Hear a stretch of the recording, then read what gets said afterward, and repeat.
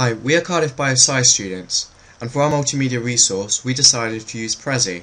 None of us had seen Prezi before, so we thought it would be something challenging, something new for us all to use.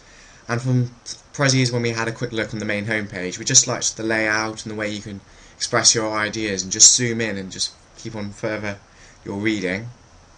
And despite a few problems, such as at the moment you can't use italics, so with the referencing et al, slightly annoying, and it's quite time consuming, so getting a nice layout, formatting, it does take quite a long time. Our question was, how will understanding the cytoskeleton's function in disease lead to new diagnostics and therapeutic applications in the foreseeable future? We're just going to give you a quick brief tour on how to use our Prezi. We just zoom in and start at the title, Cytoskeleton and Disease. You zoom into the full stop. When I'm zooming in, I'm just clicking Next, which is in a slideshow format, so if you just keep pressing Next, it's already on a set pathway, but if you don't want to, you can always zoom around and choose the ideas you want to read and move around, as well as just clicking Next as you go along. But within the full stop, we've just got a brief overview of the cytoskeleton, the functions, and just a nice little summary table. And just at the end we've got a YouTube link to our YouTube channel and our G-Docs, which we use as our research trial, which has just shows you probably what's in our Prezis highlighted, just extra reading is unhighlighted, and just the various links and journals we've used. YouTube channel, if you're on your phone on a train or something, you can just type in Mr. the Cytoskeleton and hopefully you'll be able to find us on YouTube outside or on Prezi. We've dedicated each of the cells in our Prezi to one of the intermediate filament, one of the different cytoskeletal filaments. For instance, we've got intermediate filaments here.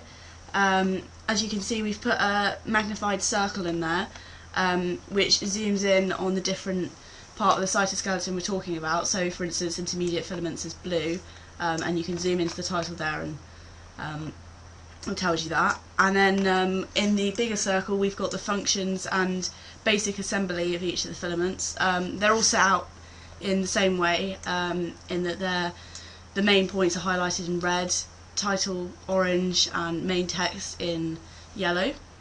And as you travel around you can watch the video, which will further enhance what you've just read in text.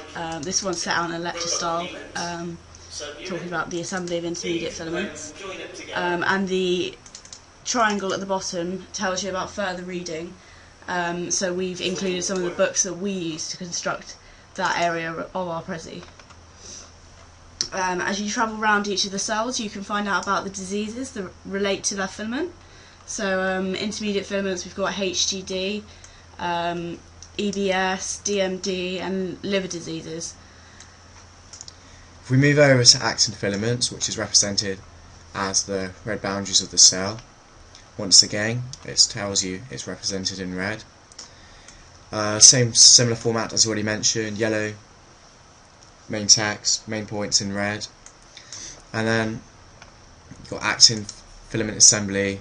It's said how it's done in a bullet point, easy layout. And then you've got the follow the circle round when you do it in the slideshow, and then you've got just 3 images of an overview of actin filament assembly, which is all enhanced and finalised by the video on actin filament assembly. ATP associates more readily the rapidly growing RDEM dissociation. If we go out again, the diseases associated with actin are in this box. You can read in your own time, and hopefully you find the layouts easy to use, and when you go around on the slideshow it will take you around, starting from the top and then moving over. If we just go over to the microtubule. Microtubules we've done in the same format as the other ones, with a short video clip which is done in a similar format to the one seen in actin filaments. And then as you travel around the cell you can find more diseases. So for these ones, the main one we found were Alzheimer's disease and Parkinson's, 2 neurodegenerative diseases that are hot topic at the moment in science. And at the end we've got therapeutics and diagnostics, and we've included future and present methods. We've put them in clouds, so it's a little bit more fun to read. For instance, we've got in diagnosis, we've got things about tissue typing and intermediate filaments, and therapeutics, we've got 3 boxes, as you can see, for each of the different filaments and the drugs associated with those filaments. And at the end we've got some circles which we've set out so that you can, it's a short revision exercise. With the answers you can travel around the Prezi and find the answers to the questions. So for the actin filaments, you've got your questions within the circle for actin filaments, and this corresponds to the circles in our Prezi. You can find the answers within the circles, which is just a nice easy format, and just at the end you can see our reference list. We hope you found this tour helpful, and thank you for listening.